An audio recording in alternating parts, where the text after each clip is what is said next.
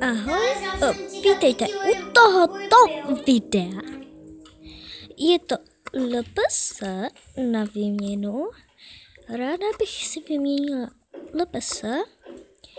Takže začneme.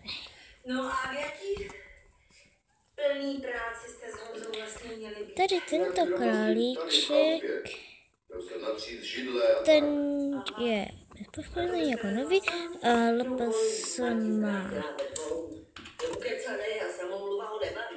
tady na nožičce. Je nový, teda není nový. Dávám ho s touhle mašličkou, vyměním ho za králíka ušima dolů. Tuto bílu vyměním za short haircut, že je vzácná, má třpytky na uších a tady, na vlasech. Je jedno jakou short haircut, prostě ať má short haircut. Tohoto pejska vyměním za cokoliv, co budete mít.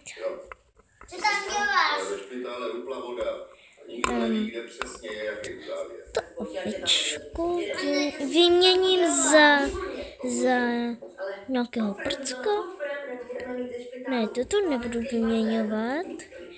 Kýrku nemá, ale LPS má.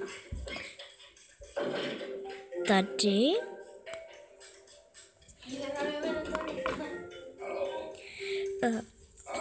Tento husky vyměním za to jedno, za cokoliv. Toto husky vyměním za cokoliv. Je to jedno za co a hlavně, že ho vyměním. Potom je tu tady ten vlk. Vyměním ho s touhle šelvou za 2 dogy. Ráda bych měla 2 dogy, nebo short haircut, nebo jezevčíka, to je jedno. A toto vyměním, tohle vyměním za short haircut, nebo jezevčíka.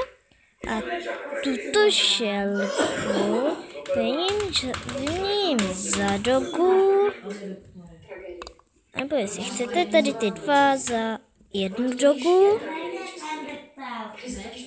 A je mi to jedno, jakou dogu, hlavně ať mám dogu, šarhety nebo jezevčíka. A tohle bude asi celé video.